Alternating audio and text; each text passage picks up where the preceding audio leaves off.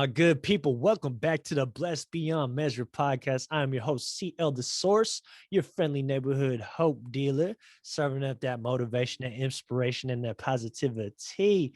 You dig? Yo, thank you once again for tuning in to yet another episode of the podcast. I supremely appreciate your support. Man, it's been a blessing to be able to produce these podcasts for you. And it's a bigger blessing to reintroduce somebody that looks familiar onto the show. He might look familiar because he is familiar, man. This is my boy, Cameron A. Sharpe, the number one real one. I'm going to let him introduce himself here in a second, but I wanted to bring him on here for several reasons. And we're going to get into it in the podcast as this podcast develops. But man, this man is going to bring tremendous value through his experiences. I just recently caught up with him before even getting on here, and he shared so many cool things that he's been up to lately. And this is going to be a fun one. So strap in your seatbelts, ladies and gentlemen. My boy, Cameron A. Sharpe. What's good, Cam? Talk to him.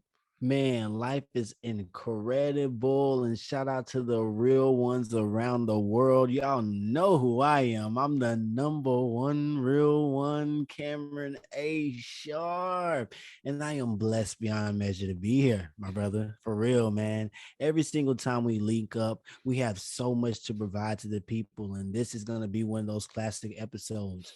You and I have a knack for getting to the crust, and then also getting down to the core of what's really going on, not only with certain subjects, man, but also with ourselves. We don't skip any type of topics when we're talking on air or off the air, especially whenever we're checking in with each other, man. I love our conversations because they really hit every single level of my overall being, man. We also talk about what's going on mentally, man, financially, spiritually, emotionally, overall. Where are you at right now? How you feeling, and where are you trying to go? I love the fact that we both know that we're headed to the same destination. We're headed to Zion with this genius level talent, and I'm glad to be back here, man. I know they don't know this, and I'm not sure if I should be the one to drop the bomb, but yes, it is official, like a badge and a whistle.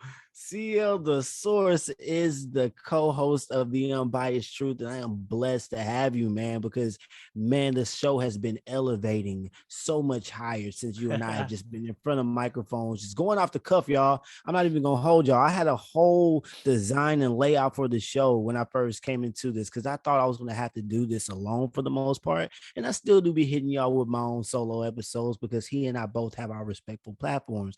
But, man, when you come onto the Unbiased Truth and help me hold it down, man, there's nothing more greater than being able to share my unbiased truth with you, man. So hats off to you and yours, and thank you all for having me here on another episode. Oh man, it's a pleasure and an honor to have you and welcome you back on the platform, my brother. The value that you bring, the energy that you bring, it's unmatched, my G. And yes, it is official, like a ref with a whistle, baby. I am the official co-host of the Unbiased Truth. We made that official maybe 2-3 episodes ago, right, Cam? Where Cam had invited me on, and man, it just felt like a perfect fit. And we made it official like when Kanye took, had his chaining day with Rockefeller, man. So, I'm just so grateful to be a part of your platform, man, to have you ask me to be a part of that and be a part of that journey, man. And even more grateful that you're willing to spend some time over here because I know you're a busy man, my G. And, before we go any further, man, something I like to do now with each and every one of my guests, brother, is Mhm. that I do a mental health check, a real quick mental health check where I allow you some space. We just talk about where you're at mentally, bro. So on a scale of 1 to 10, bro, talk to me. How you feeling? 1 to 10 mentally. 1 to 10 mentally, I'm about an 8. Eight. Solid 8.0. Solid 8.0. That's, hey, man, shit.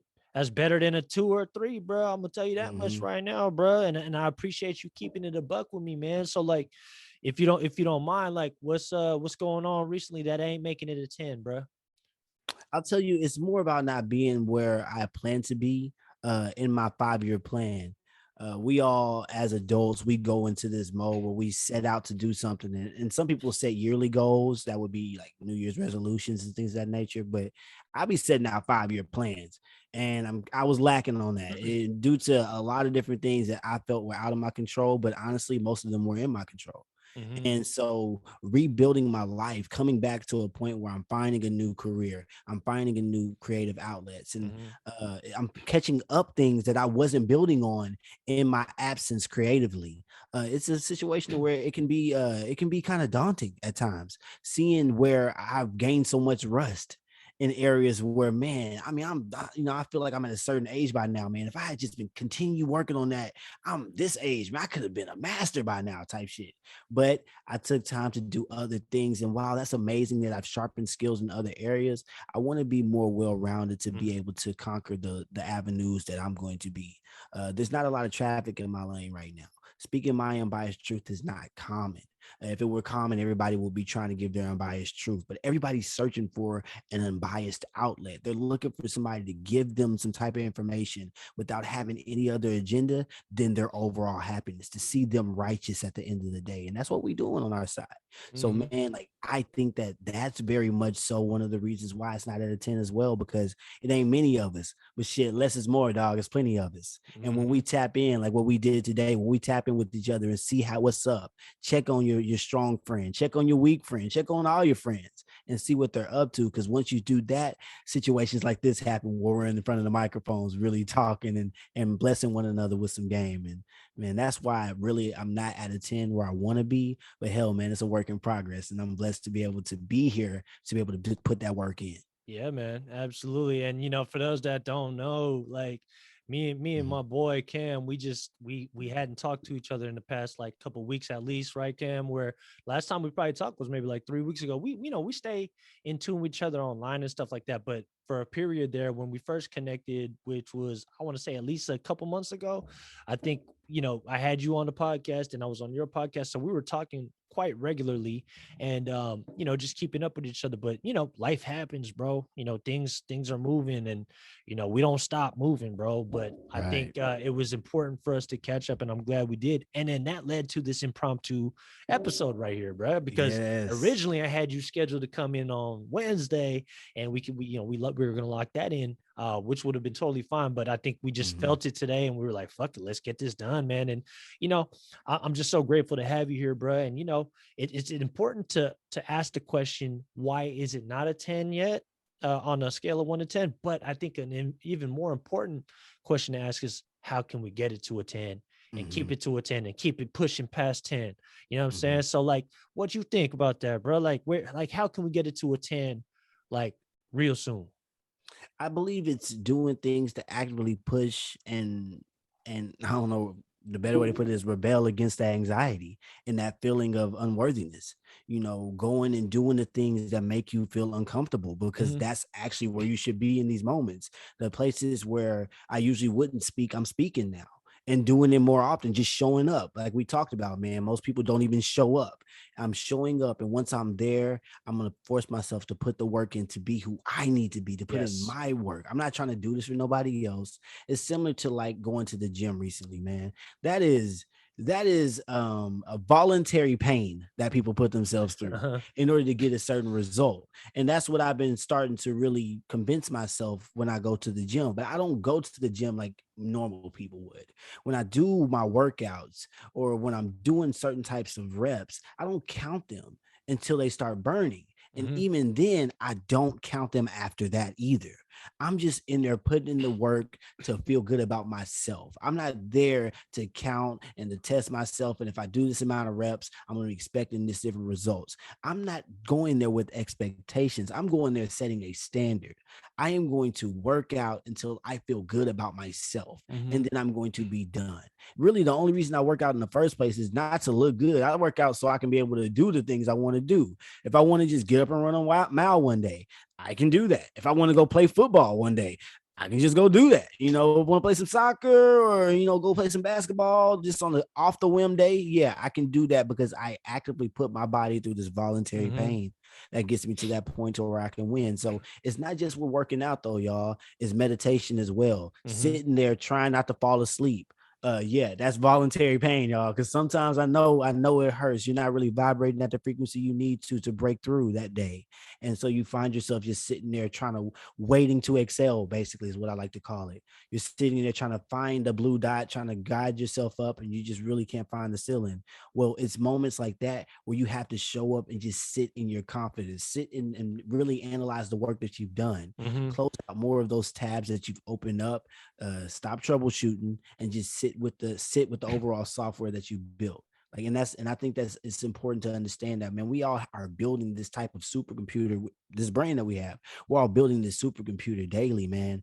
And the things that we believe honestly are going to improve us, it takes trial and error, man. We're gonna think more great shit than we're ever gonna do.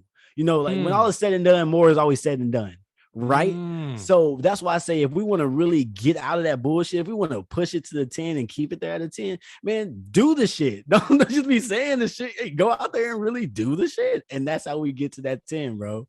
Getting active in these streets, man, making it happen. That part right there, bro. And you know what, man? I read a book recently. It's called The Obstacle is the Way. If you want to Mhm. go and do something, like if like you want what's on the other end, if you want what other people, like the people that you admire most have, you got to do the things that they were willing to do. And they did a lot of things that people aren't willing to do.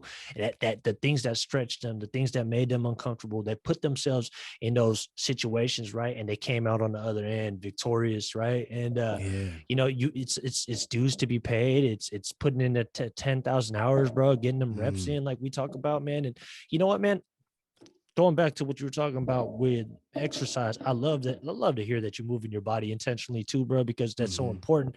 I came across something today that I never heard before, and it made me look at exercise in a completely different light. The quote read something along these lines where it was like, exercise is the body's way of celebrating what it can do. And I Mhm. was like, yo, that is dope right there, bro. Because I it's like like, that. Yeah. you know what I'm saying? Because it's like, yo, exercising, especially when you're just starting off, it can seem tedious, it's painful, uncomfortable. But when Mhm. you really get moving and grooving and you got momentum and you're seeing results and you're feeling good, like, because that's more so what it's about for me too, bro. It's like the cosmetic stuff comes along with it as a natural byproduct of working out. But when you're actually feeling good, physically and in turn mentally, right? That's really Mhm. why I do it for. But I feel like once you really like develop that momentum, it becomes easier and easier and you enjoy it. And it doesn't have to be this daunting or like a dreadful thing that you got to do. Oh, I got to go to the gym today. Oh, I got to do this, right? Like, Right. and it's just like I heard something fairly recently too, where it's like just one simple word can switch that whole statement. Instead of I got to go do something, it's like I get to do something, bro. I We're get to, we're yes. actually awake and alive today to be able to do this. You know what I'm saying? Like we're blessed to see another day Mhm. to participate, bro. And you know what, man? It's just it's an honor and a blessing to be able to be on the stage here with you again, bro. Every time we Yes. link up, it's like nothing short of magical, bro. You know what I'm saying? It's Like a movie every it's a single time, man. every single Goodness time. That's gracious, that's why bro. folks need to go check out the Unbiased Truth. Like, please make Yeah. sure anybody that's listening to this, make sure that you go check out the Unbiased Truth. Check out old episodes with my man Cam. This dude Mhm. brings tremendous amounts of value, and now I'm on there. So we Yeah. have some really great discussions. They're very fun discussions. They're very real discussions, and they're all geared towards providing value for you, value and entertainment, and really just to help you grow and expand yourself and push your limits, you know what I'm saying? And think critically, right? Right, Cam? So Yeah. with that being said, you named the podcast The Unbiased Truth. What does it mean to you to stand in your unbiased truth, man? Wow, man. What a question to ask the That's what we number do, one baby. real one. Yo, so for the longest time, man, I had always heard about things or learned about something and got somebody else's perspective from it. And it always seemed to be at the core of it agenda based. Somebody had an agenda that they needed to,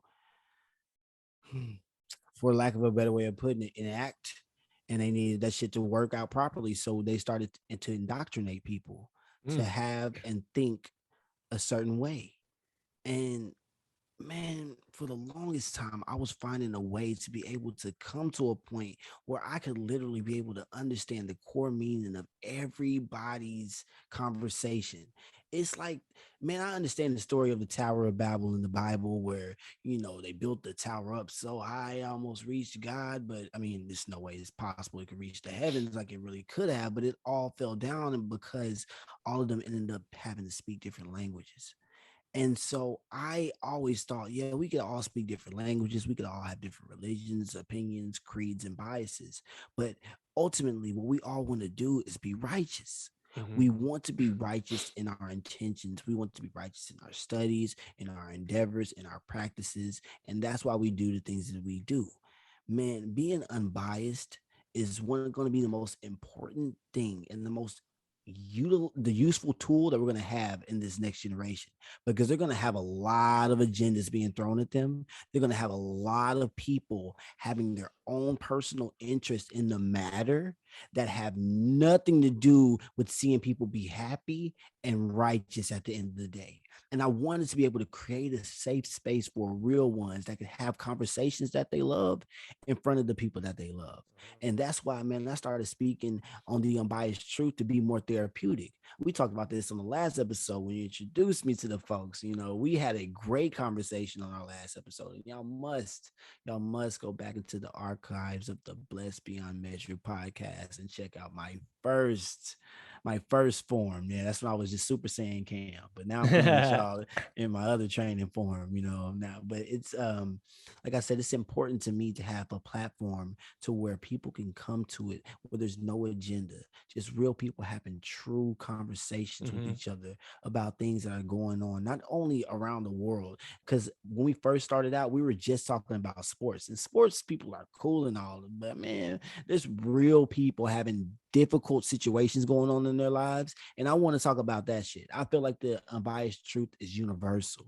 It cannot be marginalized. It cannot be held into the box. Now, unbiased truth, if you're a real one, you believe there is no box. So there's a certain way that you think when you're a real one, when you are actually operating in your truth, that you don't allow people to tell you any other way. And I believe that it's an unshakable platform, and being unbiased is going to be, like I said, one of the most important tools you're going to have moving forward in society, because you can look at all angles of it to understand the root of it.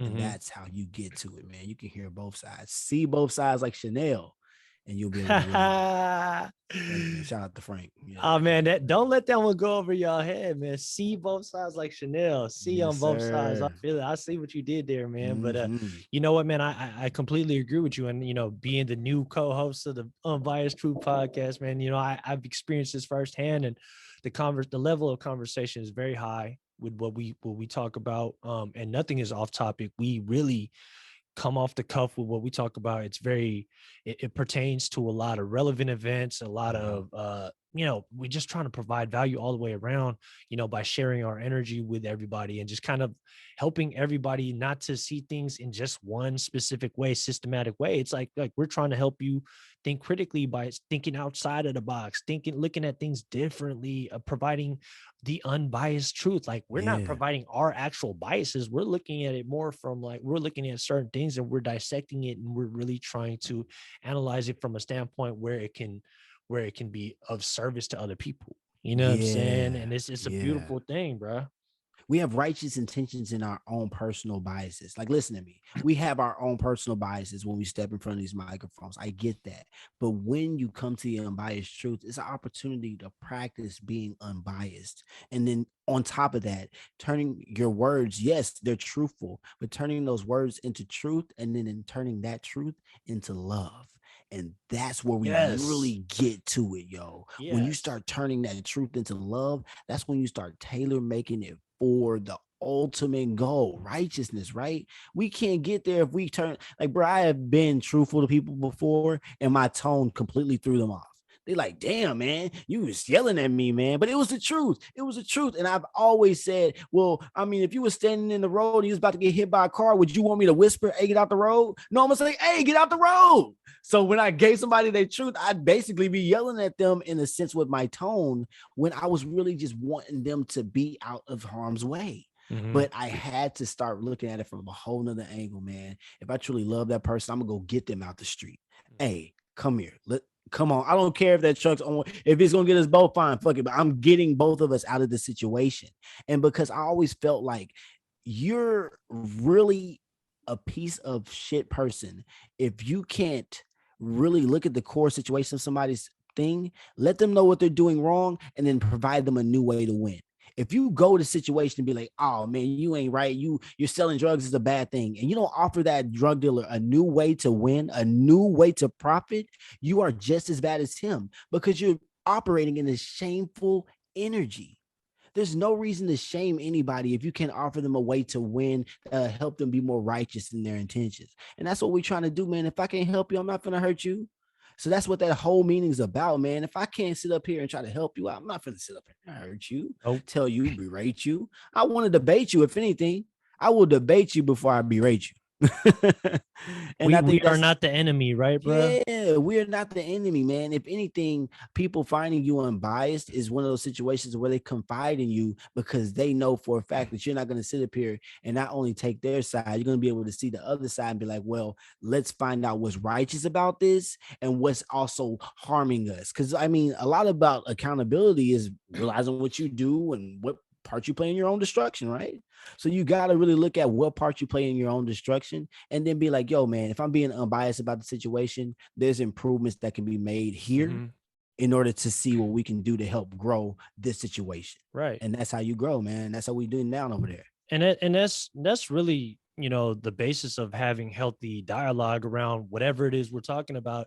You know what I'm saying? Like, it's important to have dialogue because dialogue is dying down. We can't even Oh have yeah. dialogue about certain things that we don't even understand, and people take offense to it, and then they turn the light on you like you the enemy. Nah, I'm not the enemy. Mm-hmm. We just trying to figure shit out. We just trying to have this healthy dialogue so that we can turn it back into love instead of looking at each other like we are, because we're not each other's enemies. You know what I'm Exactly, saying? We are man. not. And it's just like, bro, like, especially like you and I both talked earlier before we got on here recorded, man. Like when you are solid in your intention and you know who you are and what you stand on, what you stand for, ain't nobody knocking you off that square, bro. And I think a Mm-hmm. lot of times, man, people take offense to certain things because there's a lot of built up, pent up frustration. And, you know, we are fighting an invisible enemy out there. I don't know what it Mm. is. I don't think there's really a face to it, but evil is out there, but you have to recognize when somebody's not evil. Like we're just trying to get to the root of things. And in order Mm-hmm. to really solve problems, sometimes you got to have these difficult conversations. You got to be able to look at things from a standpoint that is unbiased. You know what I'm saying? Yeah. So in order to really come up with the solution, and in order for us to advance and move forward and elevate and ascend and evolve and get back to love, bro, because like, Yeah. bro, if we fighting each other, we falling right into the plan. You know what I'm Mm-hmm. saying? We should be Mm-hmm. helping each other. You know what I'm saying? If we all just utilized our energy and if we were organized enough to do that shit, bro. And I'm not even just talking about one specific set of people. I'm talking about us as a humanity.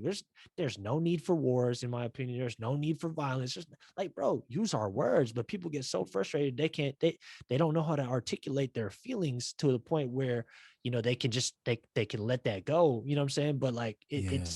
it's hard, man. But that's why our work is so important, Cam, bro. You know what I'm saying? That's to me what the unbiased truth is, bro. You know what I'm Mm-hmm. saying? And Mm-hmm.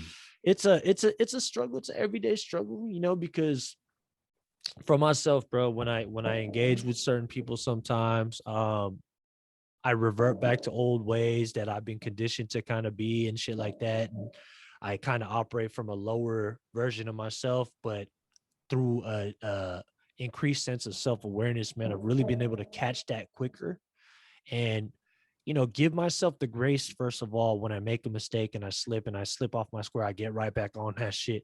And I Yeah, remember it's why important. I am even doing what I'm doing, bro. It's to Yeah. serve, it's to help, it's to make the world a better place, it's to elevate my fellow human being. You know what I'm saying? Not to hurt nobody. That's why I love what you say, bro. It's like Mm-hmm. if I can't help you, I'm not gonna hurt you. Mm-mm. Come on now. Why I want to You, do that? yeah, what we here for? And it's important to understand that aspect because people might not remember what you said, Might not remember how you look, but they always can remember how you made them feel. And man, they be saying sometimes hate is the best love. I don't believe that shit, bro.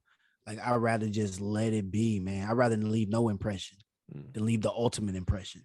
Like that's not what we here for, bro. Like Yeah, no, that's very important what you said there, bro. It's just like, how you make people feel is really, I think, one of the best impacts you can make on somebody, man. You know what I'm mhm. saying? And that can go either way. You can make a person feel like shit, bro, and you really hurt that person, or you can fucking do something to uplift them and really like inspire them. You know what I'm saying? Like that's the highest human act. Like my man Nipsey says, rest in peace to Yeah. Nipsey. You know what I'm saying? And Nip I, the I great. firmly Yeah. believe that, which is why, like, bro, every day I'm just trying to sharpen my iron more and more and get better and improve that 1% better every day type of attitude.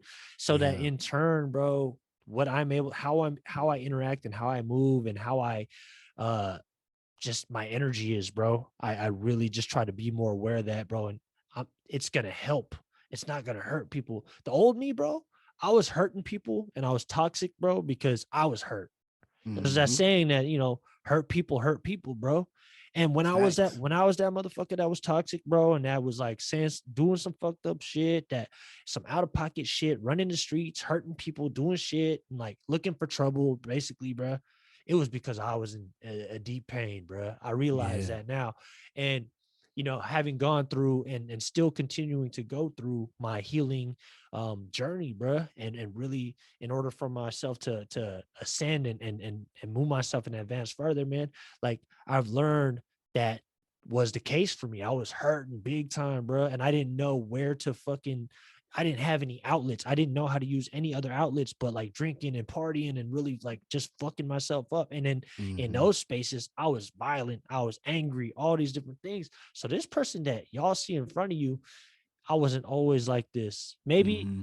Maybe when I was a child, before the world really kind of made me hard or like it forced me to be hard, like maybe I was this way, but I strayed away from that for so long in my early adult years up until Hmm. fairly recently, bro. So like this whole time of like rediscovering myself, Cam, bro, you know what I'm saying? Like I feel like you've been doing too, bro. Just like really getting in touch with who you are on like another level. And like, bro, it's been so cool. Like I don't mind spending time alone, bro. Like I used to cringe at the idea of like being alone. I always have people around with me, bro. I'd always be Hmm. like have a group of people around with me and shit like that. Now, bro, I could do whatever the fuck I want alone, bro, and not even have no type of feeling about the shit, bro, because I love myself, bro. I love being Hmm. by myself. I love being with myself because I'm never by myself. I'm with myself. You know what I'm saying? And that makes sense, bro. Yeah, I know exactly what you mean. Absolutely, man. So it's it's Absolutely, it's 100%. it, it's crazy though, man. Like that's this whole life journey what we on, bro. And that's why I'm so glad that we crossed paths, man, with your unbiased truth and shit like that, man. Like it was just a perfect fit in my opinion, bro. Absolutely, man. And especially when I came across your clips, that was one thing that is important, man. Like, man, I'm gonna choked up saying this, man. Like, man, we gotta get out of our own heads, yo, and start just promoting ourselves. I Mhm. think a lot of the times I stayed so stagnant because I was so unwilling to get in front of the camera and say something or get in front of the microphone and speak. And man, it wouldn't even when I did that, that was great, but I wasn't effective in promoting myself. And not only that, I wasn't able to promote it and just walk away from it, man. It was the style in which you promoted your stuff. It was the structure in which you conducted your interviews that really drew me to understand that like this is somebody that appreciates the same things that I do, because as much as I give whenever I'm interviewing people and I'm working hard to try to get guests on my shows, it's I love to be able to have a space where I can come and just like be like, all right, if I was to have like this long Rapunzel hair, like let my hair all the way down, you know what I'm saying, and really like just get the kinks out. And that's, that's what we get to do. It's opportunities every day when we have our true friends around us, our family, people that we really admire, that instill this and invest this time, energy, and money in us, man. It gets me to the point, man. It gets me excited, man. It really gets me excited to be who I am. And it gets me excited to be able to see what I can provide other people. I show up actively, like, okay, like I know I'm here for a reason. So like, what can I do? Like, what can I do to be more productive? Like, what can I 1000. do to be the person you need me to be? Because Yeah. if I am who I need to be, that helps you indeed be 100% who you need to be, or Mm-hmm. at least aspire to be that. We can get Mm-hmm. there. It might not be perfection, but we can aspire to be You great. showing them it's okay, bro, to be Yeah. yourself. You know what I'm Hmm. saying? And like sometimes people just need that permission or need to know that it's okay because like in this world, man, like it forces you, it can very much force you to be a certain type of way to in order to feel validated, to feel accepted in this world. But nah, man, you are uniquely you. And I'm so glad to hear you just like standing in your truth and your unbiased truth, bro. And we Yeah. talked on the phone prior to getting on here, bro. You shared a lot of great things you got going on. If you don't mind, I'd love for you to share them with the people too, bro. What you got going on, bro? What you been Yeah, up to, man? man. What you been up to?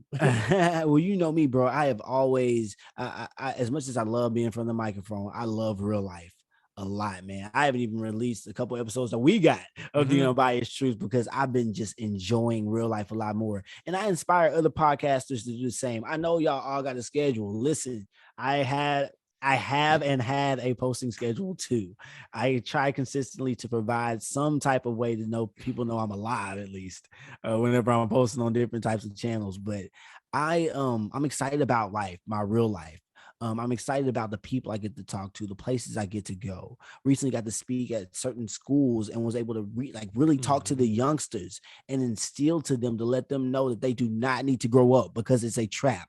I let them know that they need to stay young for as long as they can, do kid shit, do not take on any adult responsibilities at all. This is not a drill. This is real life. Do not pay a bill. Sit in mom and dad's house for as long as you can because that shit gets real, especially for the kids that go to college after high school and stay in school all the way up until maybe 22, 23, and then get out into the real world and realize school had nothing to do with the real world at all. They didn't teach you shit. You can pay for school, but you cannot buy class. And so I was, Ooh. really breaking it down for these kids to let them know, like, I really want them to be as young as they can be, to enjoy being children and making kid decisions. Like, what toy should I buy from Toys R Us? Do y'all Mm-hmm. Toys R Us even? Like, shit, man. Like, I know they still got Chuck E. Cheese, but do y'all actually go and enjoy the moments and the actual things that are there for them to be children? Because this culture, they get the opportunity to indulge in a lot of adult things, not because it's right, but because temptation's there and it's Mm-hmm. more prevalent than it's ever been, man. Seriously. We're a part of that guinea pig generation, bro. They tested everything out on us. So we saw the evolution of all of this technology and all of the ways that children consumed it. And so with them, man, you could already see that a lot of them, they're living lifestyles or trying to portray certain personas that they seen work for other people. And so, like you said, man, you got to show and live out loud and show people it's cool to be you. You can be as unique as you want to be. The fucking root of unique, the word is you. So like really, man, you got to put your own spin on this life shit. As far as we know, we only get one go at it. And so being able to talk and touch the people is what I've been up to lately, man. And that's what I love about it. Talking to the people, touching them, seeing them. Because it's one thing to be in front of the microphones and to be online and the screens, they work perfectly just fine. But man, when I pull up on you, bro, it's gonna be a whole nother experience. All right. I Yeah. just know that. And it's the same way when I'm touching the streets with people. It's a whole nother experience. We're breathing the same air. COVID, protocols are in motion. And we're also being able to express ourselves. I can see your facial expressions. I know what's going on in your head. I can see your brain working to develop a response Mm-hmm. to what I'm saying. And having these think tanks with different people, different teachers, and not only teachers, councilmen and things of that nature. I even been on Clubhouse lately and in different types of rooms. I know y'all been hearing me on Clubhouse, Unbiased Truth. So yeah, definitely tap in and let me know what y'all been hearing because I'm I'm so I love the people, man, and I love real ones. And so many real, I think that all the silence right now is worse than all the violence. And so many real ones aren't Mm. speaking right now because we're resting in the truths that we have. We're resting in the solid, like and being in solace in the fact that we know all. But yeah, we can know a lot. And maybe it's just because I'm Aquarian, and if you go into the astrology and you go into things like that, you understand that we're the water bearers. So water is a very essential source of life for the people, and that's me. I'm the water bearer, and that's kind of what we've been doing lately, man. It's just really giving. But this shit is rare now. I'm not gonna just be pouring and filling up everybody's cup, and it's important to know how much to fill up people's cups, and that's our duty. We're bringing this great source of energy and life, and we're filling up cups. I can see there's a hole in your cup. I'm not gonna give you too much. I can see more. You might have to come to the well with me. It's things like that that is our duty as the water bearers to do. And I mean, it is the age of Aquarius, so if not me, then who? And it just takes a certain level of stability and focus to do it. And that's why I'm blessed beyond measure to be with the right people and then and to have the right folks in my corner. You already know, man. You already know. You said so much right there, man. And I know for damn sure. I mean, bro, we've known each other.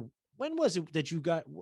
When was it that you got on here on the Blessed Beyond Man? When did we first link up? Earlier this year, I know. Yeah. It was actually early February, as a Early matter of fact. February, bro. Yeah. So we still haven't even met in person, y'all. Like this, Nah. me and Cam, like I swear, man, it's like I think the first time we really linked up, like on the episode, we probably did a pre-briefing, if I recall correctly. And Mm-hmm. honestly, the pre-briefing, it was just like we known each other for so long, bro. I think even when I reached out to you, bro, something about your post was like, bro, I like feel this dude's post so much, bro. Like I relate to it so much, man. I Cause was you a like, real one. yes, sir. Come on, man. Real Exactly. ones know, bro. And when people approach me, man, they gotta know I'm the number one real one. So I'm Cam. Like I'm somebody. If you don't know me, it's just like, what are you doing with your life? And not even that. It's more of like, you remember me. You know me. Like, you know what I'm saying. Or Real if you know recognize somebody real, like baby. me, real, exactly, real recognize real. Thank you, man. Yeah. I'm never looking unfamiliar. Exactly, bro. And I think that's exactly what it was. Real, recognize real. Mm-hmm. Because there's something about your post. As I was scrolling before I even asked you to be on the Blessed Beyond Measure, I was like, Mm-hmm. man, you know what? This dude's gonna be a cool ass dude to talk to. I remember, bro, when I first connected with you, I think one of your posts said you were in London, UK, or something like that, bro. Like Yeah. you put the London, UK on there, and I was like, damn, this dude's all the way in London, UK. Let me, this is gonna be kind of hard to get this facilitate this, but we gonna make this happen anyway. And then I come to find out you in Houston, Texas. But we still gotta Yeah. link. We still gotta link up in real life sometime, bro. You either come Mm-hmm. out here or when I make my way out to Houston, Texas, bro. Because I fuck Mm-hmm. with Houston, Texas, bro. I like it out there. I Yeah, was out there man. in November of last year, bro, and I was only there for a couple of days, but I enjoyed my experience. I definitely would go back to check out the lay of the land, and now I Mm-hmm. got one of my dudes, the number one real one right here, bro, to really Yes, just sir. show me around the real way. You Yeah, feel me? man. Yeah, we can definitely show you that Southern hospitality they be talking about, especially in the great state of Texas. It's such a great state too, man. I know you was only here for a little bit, but Houston's so diverse. It's an amazing. I mean, I wouldn't dream of living really anywhere else in Wow. Texas. I have lived in East Texas before. That's where I'm from. But Texas is so unique because of all of the different cultures that they have. When we talk about Houston, though, whenever something goes down, or even just in general, Houstonians have each other's backs. I know I got there around like early 2015, and I really started making my way through trying to make a name for myself. And when stuff started happening, when things went down, like hurricanes, floods, or any type of natural issue or any type of crisis in the city happens, Houstonians have a way of building each other up and staying solid, man. Once you make these connections, you really build them and stay strong. And Community, yeah. I got the opportunity to really just get ingrained in one of the largest cities in the nation, not just in Texas, in the nation, man. This top five for sure when it comes to population, and you feel it every single day because, man, when I first got out here, I was, bright eyed and wide nose. I was all, just naive and really finding my way through. But as I got to grow and learn more about what it meant to be a Texan, I learned that, man, it's important to really master some type of. I encourage a lot of people, get outside of that small town that you're in and try to master one of these big cities in your home state. It doesn't have to be anything out of your range as far as financially. I'm just saying, go to one of these big cities that are not one of your small towns and see how you fare and see what people are really like. And because they really represent a lot of the shades of what people think about your state when you go to these, capital cities. Like when you think about Austin, prime example, and how pissed off people are about people from California moving there. It's like, man, we got a reputation to protect. Austin's weird, and that's true. But when you think about actually just moving outside of that small town I was talking about to an actual big city in your state, like I said, you find out so much about yourself. And we've talked about this multiple times, but I know for a fact life begins outside of your comfort zone. Yes. And the cool thing about moving outside of that small town that you've been in most of your life is that once you move to some of these bigger cities, you start making connections based on the actual resources that they have provide for you. People you may actually like, and not because y'all grew up together or because y'all rode the bus or because y'all were in such close proximity y'all couldn't avoid being friends. Once you get to these big cities, you realize your personality is or ain't shit, and you find out whether or not you can or can't make it. You're up one week, you're down the next, and it really shows you what the culture's like in your state.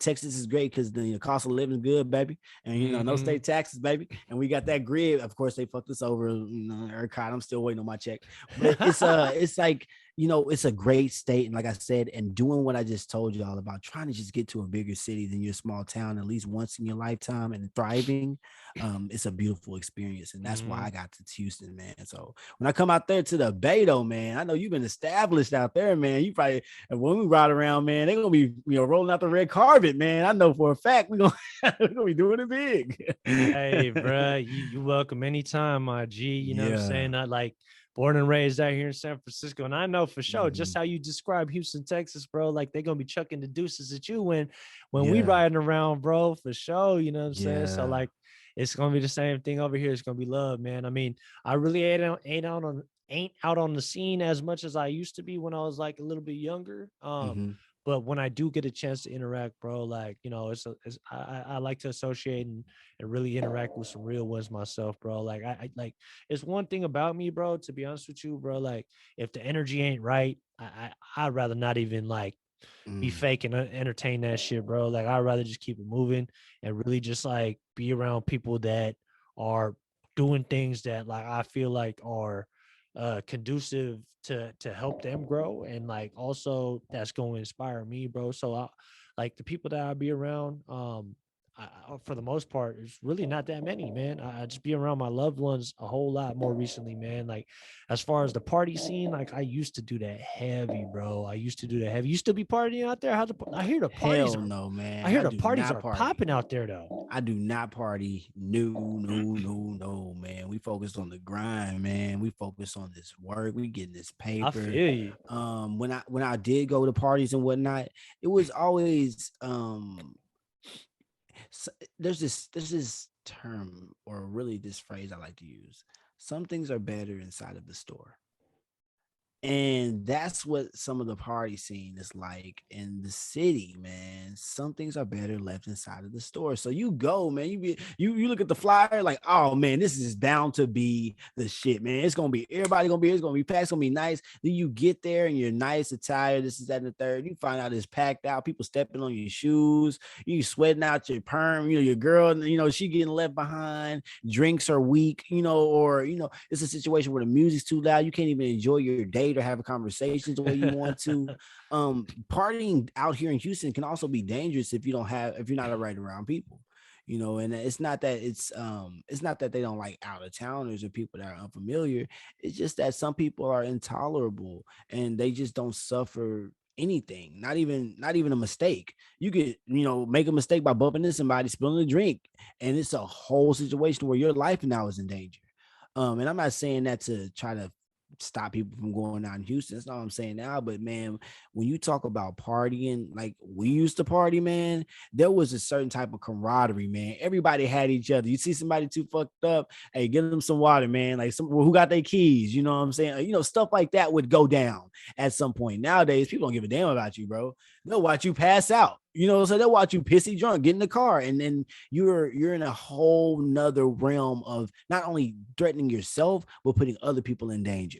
In Texas, especially, Houston is too damn big to be driving drunk and not, you know what I'm saying, and not having a way home. And they So got the man, I open don't carry. even They got the open carry law out there, right? Like, exactly they do, man. And I mean, Texas, man, they damn near be carrying bazookas these days, walking down the fucking street. So yeah, it's that's important wild. to stay. I'd rather stay on point when I'm out in public than to be faded.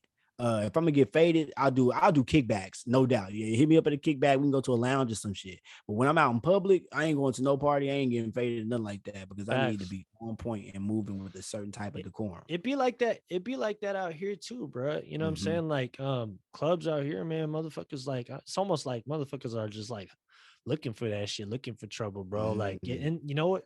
I'm ashamed to say this, but I used to be one of them motherfuckers that was like Mm-hmm. running with folks that would want to get into fights, bro. Like, yes, I would want to pull females and do my thing and, spit some game and do this and that. Like, that was always, priority. But at the same time, like, depending on what I was drinking that night or how I was feeling, bro, like, what I'm saying, like, shit could go down. And like, you know, I looking back at it, all the stupid situations I put myself in, bro, like, it was like, man, I could just sit here and shake my head at it. But at the same time, with that very same, you know, what I just said, in that very same token, like, dude, all of that stuff had to happen in my life in order for me to be where I'm at right now. This amount of clarity that I have right now, who knows if I would have ever arrived at this point had I not gone through some of that fuck shit that I'd have been through. You know what I'm saying? Had I Yeah. not gone through some of those turbulent, dumbass times, put myself in situations where my life was like very much in harm's way. You know what I'm saying? Mm-hmm. And like Mm-hmm. now I know, bro. Like, I mean, I don't even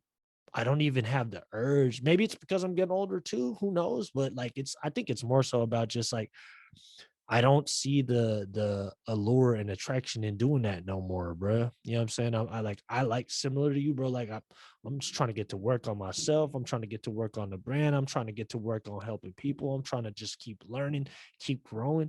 I Yeah. prioritize my health now, bro. So yes, I'm not going to sit here and tell you that I didn't have a good ass time when I was younger. And Hell yeah. I'm not capable of having good, because I could have a good time, because I was out there in Mm-hmm. November, Houston, bro. That shit was popping, bro. But What'd I you w- do when you came out here? I was out here for that. I was out there for that Travis Scott festival, man. Oh yeah, that's the That's word. right. This Yeah, I shit was, had been the 2 years prior. Well, not the year because they canceled it, but the 2 years prior to that. So I know that the crowd was wild as hell out there, man. Did you enjoy yourself? man. I loved it, bro. Up until Mhm. we found out that that stuff had happened. You know what I mean? With Did you find out why you were there, or you when you had dipped? found out the next day, the next Mm-hmm. morning, bro, and then they canceled day two. So, but it was, I mean, that is what it is, man. I mean, that type of environment is I mean, I wouldn't tell anybody to go in and expect to lose their life, but at the same time, you got to be prepared for anything. And a lot of that Ragers, shit, man. the shit, they ragers, bro. And like, Ragers, bro. honestly, I was underprepared, bro. Like, I wasn't Mm-hmm. prepared that like the mosh pit was gonna move around as much as it did, and like I wasn't like, but at the same time, when I was in it, like, rather than fucking like let it fucking piss me off, I was like, fucking, I'm gonna ride this wave. Ain't nobody Yeah, man. ain't nobody point a gun and told me to be here. I chose to be here, Mm-hmm. so why not have fun? And if I'm gonna go out, I'm gonna go out having fun. Fuck the bullshit. You Yeah, know what I'm man, saying? that mosh pit becomes it becomes an organism and it becomes a whole life of its own. So people be like, "Oh, he could have stopped it. He could have stopped it." Man, nobody with a voice could stop a mosh pit that No. has a whole life of its own with people And that folks are was they're rushing from the rushing it. back, bro. Yeah, man. So So it's if you're like not press. It's looking, compressed. You're yeah, compressed, man. I was there. I remember that shit. And I went the first year. Was like, "Nah, I'm not going." And the second year, I rushed the VIP entrance. There's a lot of people, and then I got in. So it's like, man, I mean, I'm here now. And it was like, I didn't know we was gonna make it in. We made it in. So I was there then. But even being on the outskirts of it, when you look at it, it is literally a whole entire. it's like it's like sardine can. It's like being like in a tight Oh, compressed sardine it's can, crazy. you know. And I'm glad you made it out of it, and enjoyed Same. yourself, but made it out of that situation, because when you were ragers, it's unexpected, man. And so people were trying to pass blame on different people. If anything, you got to blame the crowd, because a lot of things went down that should not have happened. Really that section of the crowd where things were going down.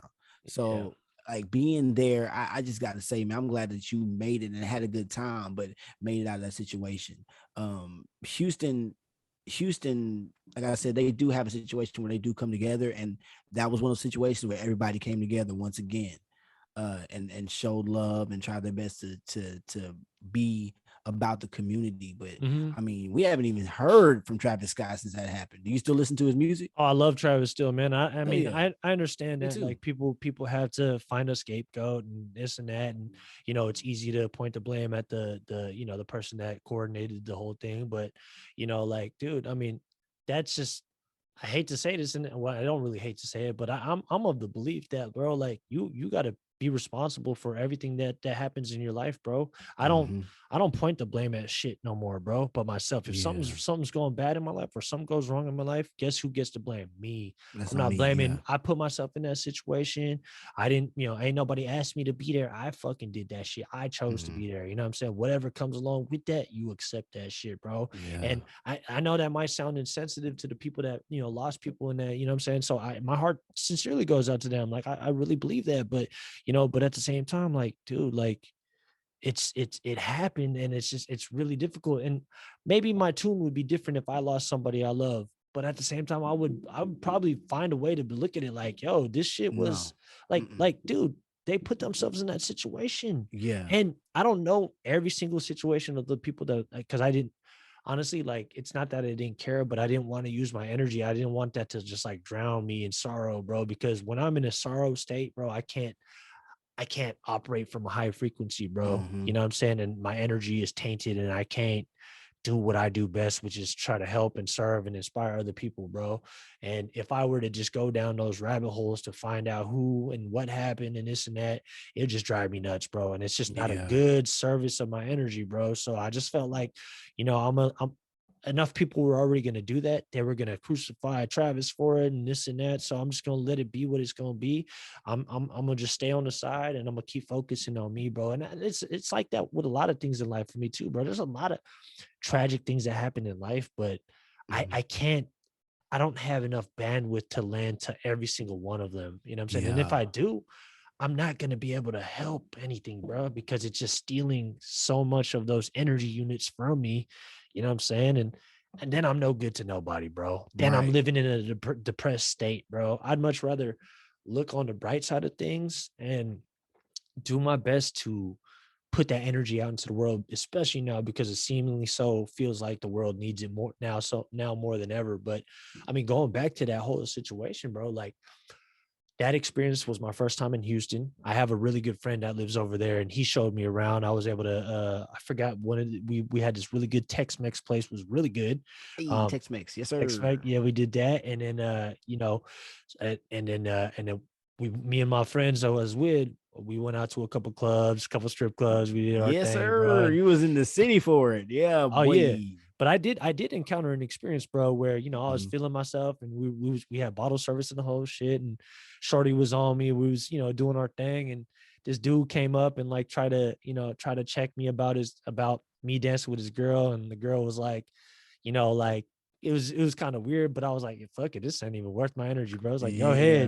go ahead, y'all could do what you want to do, bro. Like, it's plenty of Mm-hmm. fish in the sea, bro. I'm not even tripping, bro. You know what I'm saying? So now, maybe the old me, bro, the hot-headed old me might have really responded to that, fought fire with fire. But I was like, fuck it, man. I'm gonna go over here. Yeah. I ain't even tripping off that. I'm here for a good time, not a long time. Mhm. Come Yes, on sir. now. Yeah, boy. Boy, I looked up. But nah, Yeah. Houston really was a dope experience, and I'd love to come check it out, like Mhm. from a different look, bro. Definitely come tap in with you, bro, and see what it's about from that perspective. And man, but I really did enjoy the experience. I had some good barbecue lives over there, bro. Yes, sir. All Yeah, I that shit, bet. bro. Yeah, Mm-hmm. it was a lot. I wanted to go to what's that place? Uh, Okay, oh, now what y'all know? Yeah, he got man. Papa got Papados, Papacitos. That man got everything. Papa's Burgers. Man, that man got a lot of stuff. I'm giving him a free promo right now. Hey, Papas, what's up? Give me some money, man. I just gave you some yeah. good promo, fam. So Nah, yeah, we met Papacitos is we a met good some spot. good folks out there, and then on our way out they was saying like y'all should have went here, y'all should have went here, because I hear apparently Mm. like the Sunday day parties is where it's really live at. Yeah, man. It be live on them Sunday day parties. The brunch parties is lit, man. They be having them Really. $40 plates and them bottomless mimosas. And yeah. And It's a vibe, man. If you want to feel sophisticated, get in your Sunday's best and miss church. Yeah, go get you some bottomless mimosas, like different places. It's just amazing. Yeah, bro. I mean, I fuck with Houston, man. I had a good Mhm. time while I was out there, man. So shout out to Houston, Texas. Houston, Texas, man. Baby, what it do? Paul Yes, Wall, what it sir. do? But nah, bro, it was a hell of an experience. And to tie it back into everything we've been talking about, man, like I think it's important to open yourself up. Like you were saying, bro, like talking to the folks in the smaller towns to really just kind of like explore not only just the big cities, but even other cities outside Yeah. of Texas and travel like you did, man. Last time we had you on the podcast, you talked to me about your time at the Grand Canyon, which Hmm. may inspire me.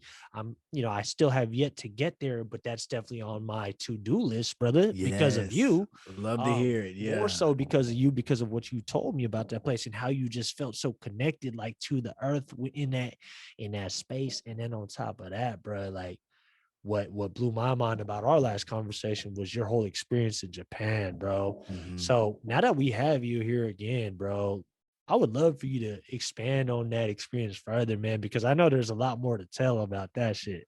Yeah, man. Japan was an amazing experience. I went over there with a partner of mine, and she and I at the time, like we were cool, but maybe like about 2 months in, I realized, oh man, this ain't gonna work. This ain't what I thought it was gonna be. So we weren't on the best of terms while I was there. So that means I stayed out of the house, meaning I did everything I could to figure out what I could do all day long in Japan. So I was on my little bike all over the place. What part of Japan were you at? I stayed in Osaka. Osaka. Higashi Osaka, what up? I see you. Yeah, what's up, Jinjun, Xinjiang? What up, man? Y'all, yeah, I hope y'all doing well. Shout out to Deuce, my boy K Cox as well. A lot of Americans, my boy. Oh man, I had so many friends out there. My boy Ali, the Most High. What up, boy? But yeah, man, I had so many lifelong friends that I made out there because I stayed out in those streets. I really got the chance to develop relationships with shaman at different temples. My home Wow. temple was Shitanoji Temple, one of the oldest Buddhist temples in Japan's history. We talking about stuff, 80 period stuff, man. And that was the beauty of being in Japan. You be walking down the street and see stuff that has been there for centuries, Wow. and that's what I really got to go and be able to dwell in. And like I told you, because it was a rare time, I didn't have to wait in no lines. Wasn't a lot of people there at the temple, so I really got to feel a lot of the energies that the elders felt while they were there, meditating with different people, doing language exchange with people, and learning how to really cultivate this new feeling of not only being able to be with this person that was my partner, being able to be cool with them, but also developing this new way of thinking, because America had, like I said, indoctrinated me with so much stuff. It had me Mhm. believing so much about myself and my people that I had started to internalize a certain type of self-hatred that didn't belong there. And I didn't realize it didn't belong there until other people told me about ways and why they love us. They taught me about the black man. They told me, yo, y'all's hair is the only hair that defies gravity. They gave me so much information about being black and how black people were in Japan and where they were and how I should go about things. Man, I went on a whole spiritual quest. I started learning where different temples were, and I would be there from sun up to sundown. I'm talking about as soon as I got the chance to get out of the clutches of where I was, I'm like, all right, I'm about to be there. And I would come back as soon as I could to make sure everything was copacetic. But I lived this lifestyle that changed the way I spiritually identified. Because I was outside of my comfort zone. I did not know a lick of Japanese. No, I didn't know much. Outside of anime, like most people, that's all I really knew about Japan. Is a lot of my favorite anime characters came from there. So yes, I indulged in a lot of the anime things. I went to Din towns and I played at the game stations, man, but be there for hours playing games, playing the claw games, playing different arcade games. There's plenty of videos that I took, personal videos of me being out there in the streets and trying all of the food. Osaka is Wow. known as Japan's kitchen. So I got the opportunity to try a lot of not only Japanese cuisine, but Korean barbecue, Ah, different types. Oh yeah, yeah. Anybody that hasn't had Korean barbecue, once you have it for the ah. first time, you're gonna make that sound every time after that. You got to come out to the Bay, bro, because we're such a huge melting pot. We have like so much access to some of the best, bro. Like Mhm. there's a specific Korean restaurant that I've been going to since I was a kid that actual Korean people from Korea come here and say that is better than actual Korea, bro. And Whoa. it's gone through a lot of changes because the original owners had passed away and now the kids own it. But to Mhm. me, it still tastes really, really good. I wouldn't say it's as good as it was when the original owners were around and the original family was kind of like, cooking up in the kitchen and, that whole experience. But Mhm. it still provides that experience for me, bro. And I come back to this day. It's still, if I was on my deathbed and I had to choose my last meal, it would be from this place, bro. That's how much I love this place, bro. Yeah. You know what I'm saying? So I gotta it's just have it crazy, then. bro. So when you come here, Yeah. now I know you like Korean barbecue. We Yes, for sure sir. going over there, bro. Yeah, man, I loved it. And I had never had it up until that point. There was a Really? lot of things I was trying for the first time in that country. First of all, I had never been out the country before. I had never even had a passport.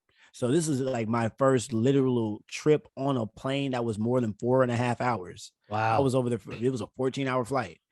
And it was a complete culture shift for me.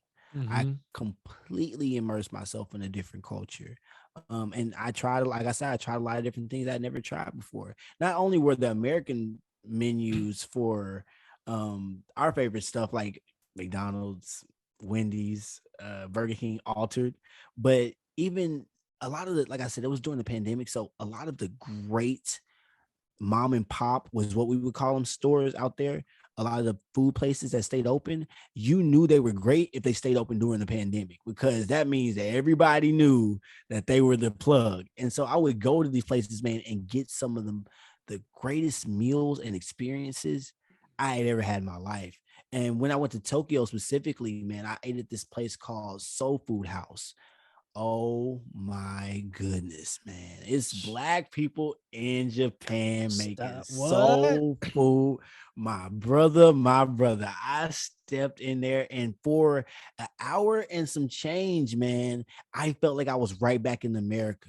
The owners, their son, he's running around having a good time. They're playing music, hip hop, you know what I'm saying? The owner is a mixologist. He's mixing up a drink, ended up making a drink for me that we created ourselves while I was there. It's called the Soul Power, man. I'm telling you, boy, because it'll bite you back, man. That Soul Power got some kick to it, man. And yeah, we really got the chance to just kick it and relax. And it made me realize how liberated we felt, how black we felt, having a good time, enjoying ourselves in the culture that was enjoying us.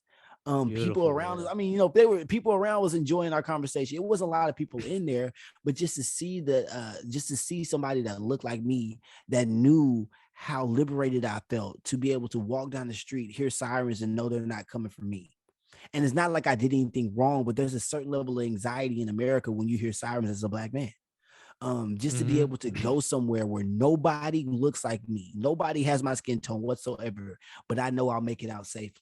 There's certain Wow. places that I come from, man. If you walk somewhere and you walk into a place and nobody looks like you better get the hell out or you ain't Mm-hmm. be walking out. You see what I'm saying? So it's a certain level of anxiety that comes with being who I am and looking like me in my home country that I did not have while I was over there. And it changed the way that I came to understand my importance and what I need to do. And then when I first got back, bro, I was on that shit. I'm about to go back. I got to get back to Japan. I'm leaving. I even told my family at that Christmas when I got back, hey, y'all, I love being here in America, but this is my last Christmas. Really? I'm about to go because of the way I felt, man. I really felt like, oh man, I don't feel appreciated. I don't feel like I can survive here. I felt like being black in America was a death sentence. It wasn't an opportunity. And so when I started to learn those things over in Japan about the ways that my life could be a little bit less stress-free, you know what I'm saying? It could be a little less anxiety ridden.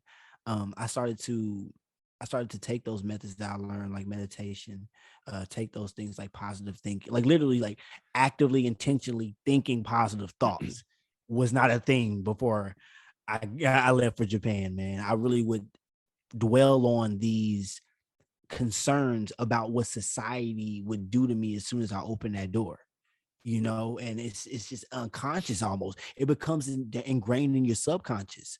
But when I left the country, all of that, especially not just for a couple of days, that's why I want people to understand. You can go on a Excuse trip, me. and you good, bro. You can go on a trip and you can experience things and whatnot. But when you immerse yourself in a completely different culture for over 6 months without really any prior knowledge to what you were getting into, it can really show you what you are. And it can really test your upbringing. Like my parents raised me to be a certain way. I believe if my parents didn't raise me to be a certain type of person, I would not have been able to survive out there, because it takes a certain level of humility. It takes a certain level of wanting to be able to understand and comprehend other people that a lot of people don't have. I was able to really throw myself to the knees of children to ask them questions, because I mean the adults were cool. They didn't care that I didn't know Japanese, but they weren't going to fucking like try to be like all understanding either. So anytime I tried to talk to them, if they couldn't make out what I was saying, they'd be like, all right, just get out of my face, Kobe. You know what I'm saying? Like, like it wasn't like they wanted to talk to me, So I had to go talk to kids. I would literally go talk to a kid and be like, hey, could you help me out? Because they're actively studying English and they were happy and excited to talk to somebody else in English. So that's how I started to learn, like, man, I have to approach and attack life differently, man. I have to learn from everything around me. I believe you said it once before, man. You can learn from anybody. Everybody gives you an opportunity to learn what to do or what not to do in this realm of life. So, yeah, man, that's kind of in a nutshell some of the things I learned in Japan. I know that wasn't a nutshell. That was more like an oak tree. But man, it's so much that I've learned from that experience that I'm still unpacking to this day. And I've almost been back 2 years at this point, man. Was one of those journeys that will go down in my life as the turning point. The turning point to where it wasn't just about Cameron anymore. It wasn't just about what I was talking about. It was what the world, what the universe desires me to be. What can I do to be of service to the people around me? And man, I'm on fire for it. You see how we linked up.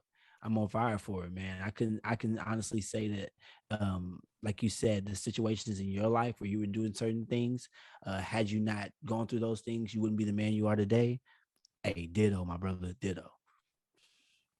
Man, you was just on talk about being on fire. You was on fire. That whole spiel right there, bro. On some real, I was so like enthralled in what you were saying, bro, because like you talk about it so descriptively and so like, man, I'm like imagining you in these streets, you in the restaurant in that soul restaurant, and drinking with the owner and making the soul power drink that y'all made, and just like other people picking up on your energy, and then you speaking to children and connecting with them, and like you also talking about that sense of openness that your parents raised you with, because you have to have that in order to really kind of like connect with people. Otherwise it's going to be a lot more harder for you. If like you're a confrontational dude or something like that, it's not going to be easy for you. You know what I'm saying? It's like you're going to have a real difficult time like being I anywhere, wouldn't let alone survive, Japan. man. Right.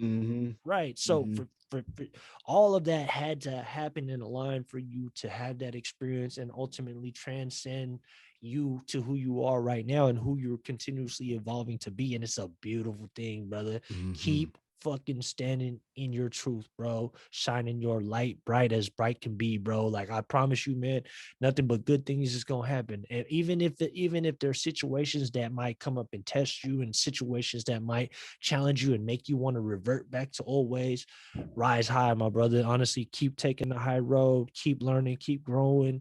And honestly, bro, like that's how we're gonna get to Zion faster, bro. Yeah. That's how we can be in Zion right now, is by freeing our minds, bro, freeing ourselves from like this old indoctrination of like Mm-hmm. how things were supposed to be, like because we were built and indoctrinated to be a part of a system that we didn't have no say in, bro. You know what I'm talking about? I'm not just talking about black people in general. I'm talking about us just people in general, Yes. bro. Like As people, people that had yes. to grow up in like these schools. Like that's why like they didn't want to tell us about, they wanted to lie to us about fucking Christopher Columbus and all this shit. They wanted to keep a lot of shit out of the history books in order to cover up for the mistakes that America made. And I don't want to sit here and slander America, because I feel very blessed to be here. We have a lot of opportunities over here. It's not perfect, but what I do love about what we get to do and be a part of over here is that like the influence that we have as Americans. Also, um, the progressivism. Yes, in a lot of places there's gonna be a lot of catching up to do for sure. But Mm-hmm. I like to look on on the side of the spectrum where um that there's been a tremendous amount of progress made versus the amount that we still have left to go. You know what I'm Yeah. saying? And really be a part of that change, be a part of that progress by choosing to use my energy in the best way possible to make our experience and enhance our quality of life as human beings and as Americans and stuff like that. Because, you know, bro, I could sit here all day, similar to a lot of people, and I can really just go down the laundry list of like the shit that's wrong over here. But I know one thing's for sure is when Team USA is out there playing hoops or representing our country, I'm on it, bro. Yes, I'm sir. a proud American, bro. As much fucked up shit goes on over here, I'm proud to be an American. You know what I'm saying? And I'm just trying to make it better for all of us. Like I want all of us. That's why our work is so much more important, Cam, bro. Yeah. Because we have to build these bridges back to one another again, bro. Hate Mm-hmm. is winning right now, bro. Hate Mm. or hate it seems like hate is winning, bro, because love is not on the forefront of things, bro. Like the Man, people love like, is in need of love today. that's what I'm saying, bro. We have the power to do things from love, bro. Do things Yeah. from that place where it's pure, Mm-hmm. righteous that we talk about, bro, with the intention of helping other people, right? Serving other people, bro. We don't see that often. That's not commonplace nowadays, bro. And Yeah. but even just us being aware and recognizing of that, bro, like we're built, literally you, me, and other people that are going in the same direction and that are doing amazing work every single day are built for what we are putting on our shoulders, bro, and what Mm-hmm. life is putting in front of us, bro. So, like I look at it for myself, man, like this is somewhat tied into what we're talking about, but breaking generational curses, bro. Like I'm Mm-hmm. not going to be the the next person to pass on the same trauma that's been passed on from my dad's dad. You know what I'm saying? I'm gonna Yeah. I'm gonna I'm gonna be the one to recognize it and change it, bro. And when I have kids, God willing, or my nieces and nephews, I'm gonna pass on something new, something different, something better. Mm. And I think that's the goal, bro. It's like us as the new generation, we have to be better than the last generation. It's like them Yeah, passing the man. baton to us, and it's our responsibility to use what they did and what they sacrificed in order to even put our family and our people on a better trajectory, bro, and change our whole bloodline, bro. You know what I'm saying? Me Yeah. and my brother was just talking about this the other day, bro. And shit gets hard sometimes, bro. Shit gets damn hard. But you know what, bro? We built for this shit. Mm-hmm. Come on, Mm-hmm. baby. We Yeah, built for man. this shit. Come on now. Absolutely, bro. And it only seems like, and I agree with you, man. It does seem like hate is winning right now, man. It seems like hate and the wickedness is really winning right now. But it's only because the people that have love are content. We're content. We're happy Silent. with what we have. And that's why I said the silence is worse than all the violence. You Is did say because that. we're so silent because we chilling. We're good. what and a lot of people that have love is not, they think that if they give love they might lose the love that they have. That's not how that works. You don't lose any fire from your candle by lighting another one. And I think that that's is so unselfish in the way that we need to give it these days, that hate, whatever it's spewing, won't be able to be heard, because wherever hate goes to spew its bullshit, unselfish love will be there to reign supreme. And it's only going to be able to be able to, because I know right now a lot of controversy sells, so things happen and people are so caught up in the controversy as opposed to what we can learn and how loving we can be in certain situations. So what I mean by that is, like, fucking the bullshit's gonna bullshit. Are you gonna be the toilet or the toilet paper? You know what I'm saying? Like, yeah, you might be the shit, but I'm the commode. All right. Like, we're not holding it in, we're flushing it, we're making sure we're not even recycling bullshit like that, bro. And we're not having things like that in our circle. We're That's what's so filtering that important. shit. Exactly, man. That's what's so important about having the people that we have in our circle. You having your people that are beside you, blessed beyond measure. I having my real ones, because we can be each other's filters. Whenever we have these opinions, we have these thoughts, notions, ideals, let's go to each other and have these conversations, whether it be with the mic recording or off the cuff somewhere else in private. Have those tough conversations, think those difficult thoughts, and try those new ideas, because I guarantee you it's like throwing paint at the wall. Something's gonna stick at some point, and guess what? Now you got your niche. I just believe in real ones so much. I believe in the person that's listening to my voice right now so much that I don't even know you, that I love you, because I know you're just like me. You're striving for greatness. You feel that you're blessed beyond measure. You have genius level talent. You're headed to Zion and you want to speak your unbiased truth. And that's what you're here for. That's what we're here to provide to you. Just an opportunity to vibrate at a frequency with like-minded people. That's what I love, man. That's what I'm doing, my guy. Oh man, very well said, beautifully said, bro. So much you Mhm. said right there, man, just needs to be highlighted and amplified and exclamated and They can everything. replay Yeah, it. double underscored, you know what I'm saying? Like Mhm. bold, italics, all that, bro. Just so motherfuckers don't miss what you just said. And I agree wholeheartedly, man. It's just like, bro, like operating from love is so much Mhm. more important, it seems like right now, bro, because and you gotta be careful, because like there's people out there that get attracted to like a flash in the pan versus something that's going to be solid and remain solid forever, bro. And what I mean by that is like, yeah, a lot of controversy sells right now. So people are going to sell their souls to be viral for a flash in the pan, rather than choosing to be solid and then like looking towards longevity and actually standing on the right side of things, doing things with integrity, bro. People would much rather like, that's why I stay out the comment section on certain things now, bro. Cause it's just like, I know people are on there literally with the motivation to just spew venom, bro. Like they have the audacity to say all this stuff behind a motherfucking device, bro. Yeah. When everybody knows for damn sure they never, but people get paid to do this shit now, bro. Yep. You know what Yep. I'm saying? Agents of chaos, man. It's crazy, bro. So I Mhm. mean, we talked about it earlier. It's like we are fighting an invisible enemy, man. I can't put a face to it, but you just got to recognize, and even the people that are doing that, they don't even realize what they're doing. So I like to believe that they don't even realize. Some people do, but I don't think they even have the level of consciousness and awareness to the point where it's just like, are you are you are you really choosing the right thing to do here? Because like Wow, if you you sound weren't, like, Jesus Christ, when they crucified him. What did he say? Forgive them, Father, for they know not what they do. mm-hmm, Like, he really came to, in that moment, even though they were doing something to him that seemed logical, he's like, yo, like, y'all really don't know what y'all are doing, yeah, who you are slaying right now, what you believe you are killing is not the truth.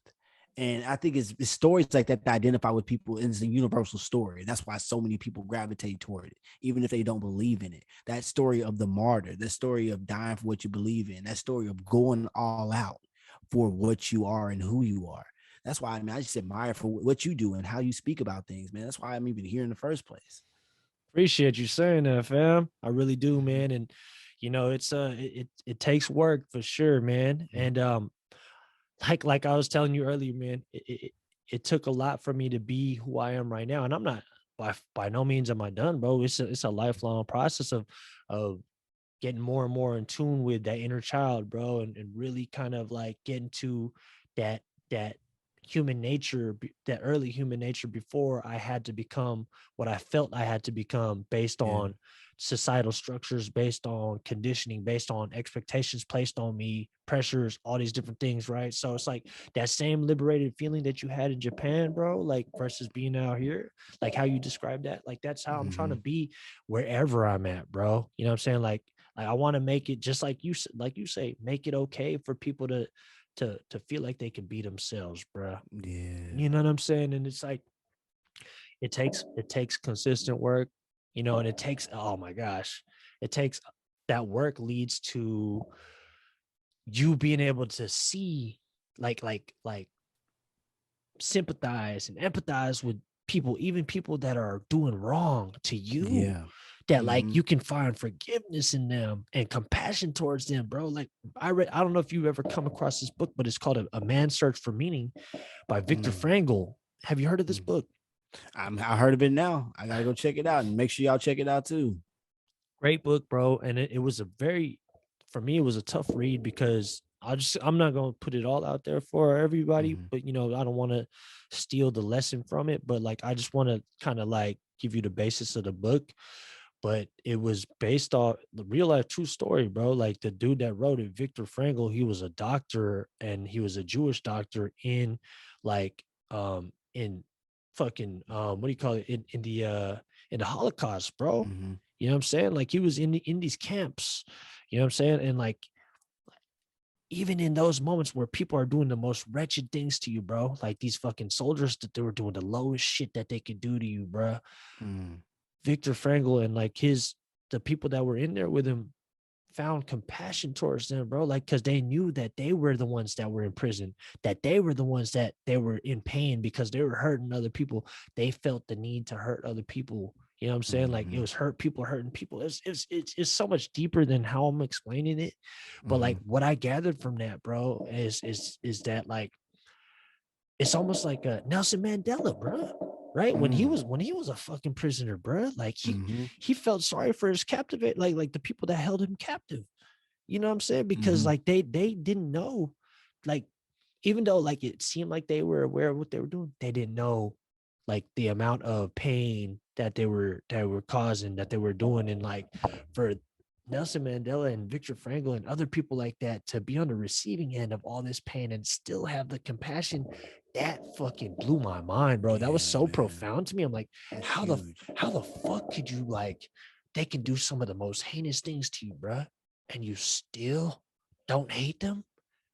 That's because there's a saying, right? It's like if somebody angers you, you're their prisoner, Mm, like, or something like that, something along those lines. I think Bruce Lee said it or something like that. And I think it's mm, so true, bro, because like if somebody gets you off your square and somebody disrupts you enough to anger you, disrupts you to act out a character, you are imprisoned by them now. You know what I'm mhm, saying? You're a slave to them. And now I looked at that, I was like, damn, that shit's some real ass shit, bro. Like, and it's hard. It's hard not to match other motherfuckers' energy, bro. Because like, I'm gonna say this right now, bro, and I think I said it in one of my most recent solo podcast episodes, but it's way, way, way easier to be negative than it is to be positive, bro. yeah, Because, bro, pettiness and like wanting to meet people at their level, it's so much easier and it feels so much better in the moment. But man, like taking the high road, it's so liberating, bro, and it's so like you maintain your peace. You know what I'm saying? Because that's what I realized too, Cam, bro. mhm, Peace is of the utmost importance, bro. Because everything that we want and everything we desire, peace is the foundation to all that. Joy, mm, happiness, all that love, that all comes from a sense of peace. Because if you're not mhm, if you're not in a state of peace right there, bro, you're erratic, you're making bad decisions, you're harming other Right. people, making bad decisions. All these different things could lead you down different paths that you're not in control of. But when you're in peace, guess what? You got clarity, you have awareness, you have patience, you have love, you have joy, you have happiness, you have appreciation, you have gratitude. All these different things stem from peace, bro. And when you're in that peaceful state, I believe you're operating from your godlike state, bro. Your Yeah, godlike, the man. highest state, you know what I'm saying? And it's just a beautiful place to be. And then again, you and I both know energy attracts energy, bro. You know what I'm saying? Yep. So it's like if you're erratic and making bad decisions, guess what's gonna come to you, bro? But if you Mm. in that frequency, bro, guess what? Guess what you're gonna come back and return to, right? Some good shit. Hey, gotta stay in that frequency frequently, man. That's the only way you're gonna see your blessings. Make room for those blessings so you can receive them. That's what both of us are doing right now, man. We're making room for those blessings that are coming in, and they're coming in waves, man. I can't even control the amount of blessings that are coming in right now, and I wouldn't have it either other way. I'd I rather know, just have man. too many blessings than none at all. And we're putting in the work to keep on cultivating those blessings. We're Dude, reaping them. that makes me so happy to hear that with you, Yeah. bro. Like, and I know that, bro, because of the energy that you put out there, bro. Like, Mhm. it only makes sense to me that you're getting blessed, bro. And Yeah. more on the way, bro. So keep Yeah, creating room. likewise. Mhm. I gotta tell this to myself sometimes, like keep creating room, bro. Don't hold on to petty shit, bro. Mm. Let go of the bullshit, inhale the good shit, exhale the bullshit, you know what I'm saying? Yeah. And just vibe, bro. Cause we not here for a long time, bro, on this earth, man. And while we're here, we don't know when we're gonna go, bro. So it's just like I love what you said earlier, which is like people don't. Can you say that again? It's like where people don't remember what you, but they remember Yeah, how they made you man. feel. Yeah, man. Yeah. And that's exactly right. That's exactly what you said, man. They don't remember what you said. They don't remember how you look, but they'll always remember how you made them feel. Mm-hmm. And that's more of Maya Angelou that said that. And I think it's Yep. important to remember that because, like, like you were just making a point, man, like these people, it's gonna be a lot of interactions in this lifetime that we have with different people, man. And it's just that impression that you make, man. It's how you make them feel about themselves overall that's going to help them like really carry you on in their heart. Yeah. And the type of work we're doing, we're going to be crossing paths with a lot of different people, some that Hmm. follow what we're saying, some that are going to oppose what we're saying, some that don't understand what we're saying, but we have to remember how we make them feel, bro. We have the Yeah. power to leave impressions, and when that time ultimately comes when we're going to perish this earth, bro, and we're not going to no longer be in this living form as a body, bro.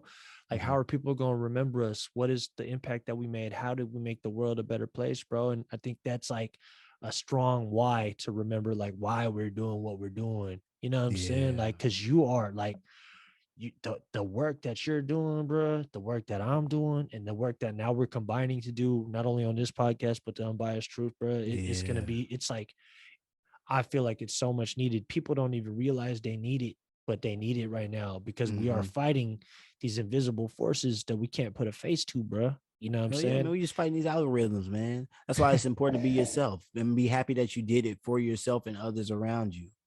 Because once you do it, once you press record, like right now, once we get done pressing record and we send this off, it's not for us anymore. It's for the Hmm. people. It's for them to digest. It's for them to interpret. It's for them to appreciate. And however they consume it and whatever they choose to do with their appreciation is not up to me. It's up to them.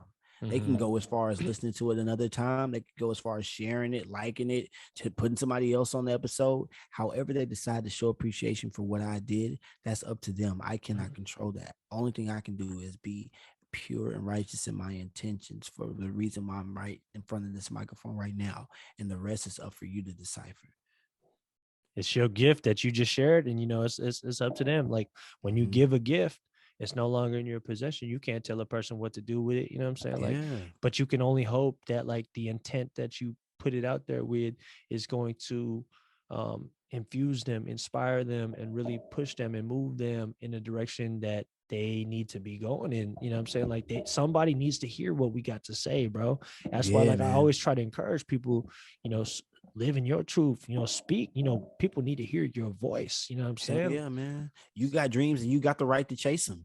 Don't ever let nobody tell you that shit. Don't ever let nobody tell you different. Mm-hmm. You got to dream. You just like in the Pursuit of Happiness with Will Smith when he was talking to Jaden, when he was like, "You got to dream. You got to protect that shit." You know what I'm Mm-hmm. saying? Somebody tell you, just because somebody can't do it for themselves, they're gonna tell you they can't do it. You know what I'm Mm-hmm. saying? That's why for me, bro, like I'm aware of that energy, bro, but I try to dodge that shit like Neo, bro. Hell Just yeah, I like, dodge that shit like the plague, man. No, straight up, bro. I don't even let it into my space, man. That's really what it's about, man. And like, if it doesn't apply, let it fly. Really letting it fly. People be wondering, like, how do I make space for my blessings? What do you mean by making space?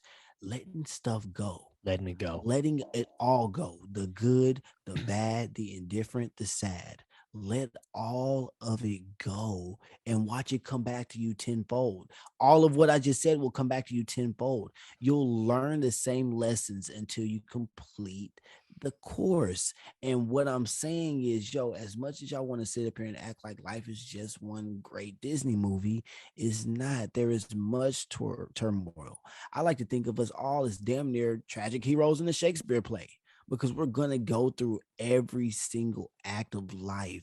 And based on how you prepare for these tools and all of these turmoils and obstacles, is going to be a big, big telling sign of how long you'll last out here in these streets. Mm, man, that's ain't that the truth, bro? You can't dodge life, man. Mm-mm. You can't dodge life, like not for Mm-mm. too long. It's gonna come and show you. Like you gotta learn these lessons, man. Pay attention and definitely tap into that higher frequency as often as you can. And I think that's really important that you said that, bro. And Mm-hmm. you know what, man, I'm so thankful for you to be on this podcast episode with me, bro. Like you just blessing me with the time and blessing the audience with the time. It's always appreciated, my brother. And Yeah. I know it's late on your side, bro. And I know you got things to do I know tomorrow. it's right on time, man. You It's know, right on time, yeah, bro. and you know, and Ain't no time like the present. oh damn, man, that's a beautiful thing you said, bro. Honest, on some real shit, bro. And it's always a blast chopping it up with you, fam, on some real shit. And with that being said, man, like I want to just offer up some space, man. Like, and I'm gonna Mhm. have you on here again, obviously. And Yeah. those that want to hear more from the both of us, go and check out the Unbiased Truth. You know what I'm Yes, saying? Check it out. indeed. It's just on all platforms. You know what I'm saying? And be on the lookout because me and Cam about to do a QCC pretty soon. Talk to him about that real quick before Yes, we wrap up yes. over here, As a Cam. matter of fact, that's exactly what I was about to plug. Yo, y'all be on the lookout. I know by the time this episode drops, y'all gonna be able to see this episode on my Instagram page, The Unbiased Truth on Instagram. Go and check out the QCC tab. What is the QCC, Cam? It is the questions, comments, and concerns sessions that I have with some brilliant guests. We come together, do a live show on Instagram where we answer some frequently asked questions, some comments, and concerns that we do not ever feel like addressing again. It is a fun time. I want everybody to just go and check it out. Leave your comments even if you weren't at the live show. You may just get answered, because by the time this episode drops, I'm sure you and I are going to be able to have so much fun on that episode that people are going to be asking for another one, man. But I plan on having the great neighborhood hope dealer on the questions, comments, and concerns session, so we can find out more about your life, what you got going on. I feel like every time I come here, I'll be talking about myself. I'm ready to hear what you got going on. If y'all want to see how I interview somebody, definitely tap in with the questions, comments, and concerns sessions. They're so much fun. I know y'all gonna enjoy a lot of the questions that I ask. And honestly, man, when I'm moving forward with even the Unbiased Truth, I'm excited to see where we take the episodes that you and I do together, because like I said, we do shit off the cuff. Y'all wait until we get some structure. Yeah, and y'all really gonna be in trouble then. So I mean, hey man, I'm just excited. Life is treating me well in all aspects, and even if it wasn't, I wouldn't tell nobody because it ain't gonna do me no good anyway. So man, I just keep on grinding. I keep on showing up to do the work. I want to be a vessel for the Unbiased Truth, because I know I'm blessed beyond measure with genius level talent, and I'm headed to Zion just like you are, bro. So thank you so much once again for having me on this episode, and thank you, the real ones around the world, for tapping in with me. I do not do this alone, even though I am the number one real one.